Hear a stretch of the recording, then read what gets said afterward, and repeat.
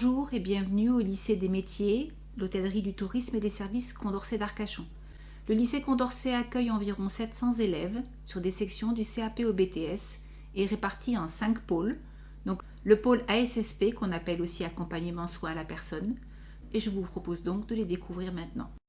Le baccalauréat professionnel ASSP, accompagnement soins et services à la personne, est un diplôme qui se prépare sur 3 années et vous pourrez intégrer cette formation à l'issue de votre classe de 3e, formation qui vous permettra de travailler auprès de différents publics, les enfants, les personnes âgées, les personnes en situation de handicap et les personnes malades. En intégrant ce bac pro qui comporte 2 options, l'option en structure et l'option à domicile, vous ferez la connaissance avec un certain nombre de matières, des matières théoriques mais aussi des matières pratiques.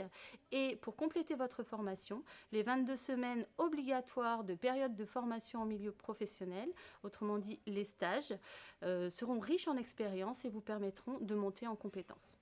À la question « Que faire après un bac pro ASSP ?», je vous répondrai qu'il existe une grande diversité de métiers qui dépendront des attraits de chacun. C'est important de savoir que les opportunités professionnelles sont nombreuses car les besoins dans le secteur de l'aide à la personne et notamment l'aide à domicile sont importants.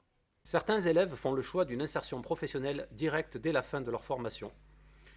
Mais certains choisissent aussi de faire des compléments de formation afin de se spécialiser dans des métiers tels qu'auxiliaire de périculture, aide-soignant, moniteur éducateur ou encore accompagnant éducatif et social. Certains font aussi le choix de poursuivre des études plus longues en BTS afin de travailler dans le secteur social ou bien en intégrant des instituts comme par exemple les IFSI afin de devenir infirmier. Les professions du secteur sanitaire et social sont parfois éprouvantes physiquement et donc mobilisent une attention de tous les instants, mais ces quelques obstacles sont très largement compensés par la sensation de faire un métier utile, métier qui apporte du confort et du bien-être aux personnes. Bonjour, je m'appelle Léa Modio et je suis actuellement en terminale ASSP.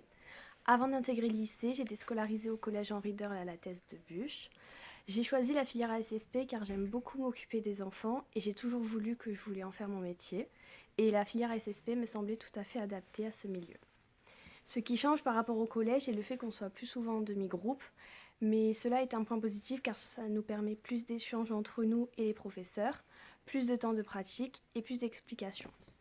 Durant ma scolarité, j'ai effectué 5 stages, un en multi-accueil, un en école maternelle et 3 en EHPAD. J'ai beaucoup aimé le milieu de la petite enfance, j'appréhendais beaucoup les stages en EHPAD, mais cela fut très enrichissant et intéressant. Au départ, je souhaitais devenir auxiliaire de périculture, mais grâce à mes résultats, mes expériences professionnelles et mes stages, j'ai décidé de me lancer dans des études d'infirmière pour me spécialiser en tant qu'infirmière péricultrice. Bonjour, je m'appelle Julien, je suis infirmier à la clinique de la Rose des Sables depuis 7 ans. Je travaille régulièrement avec des étudiants de la filière ASSP du lycée Condorcet. Mon métier actuellement consiste donc à accueillir des personnes au sein de l'hôpital de jour, des personnes en situation de fragilité et des personnes que nous accompagnons donc dans le maintien et le rétablissement de leur santé et de leur autonomie. Pour ça, j'ai fait une formation dans un institut de formation en soins infirmiers qui dure 3 ans. C'est une formation qui se passe avec des cours à la fois théoriques mais aussi des stages pratiques dans différents services de soins et qui permettent de voir un petit peu le panel de ce que propose mon métier. Les qualités pour travailler dans le domaine du soin à la personne sont à la fois des qualités techniques, mais avant tout, je dirais, des qualités humaines. Il faut pouvoir avoir de l'écoute vis-à-vis des personnes, mais également aussi se rendre disponible et surtout avoir de la bienveillance. C'est aussi un travail d'organisation parce qu'il faut à la fois faire le lien avec le médecin, les familles, mais aussi les patients.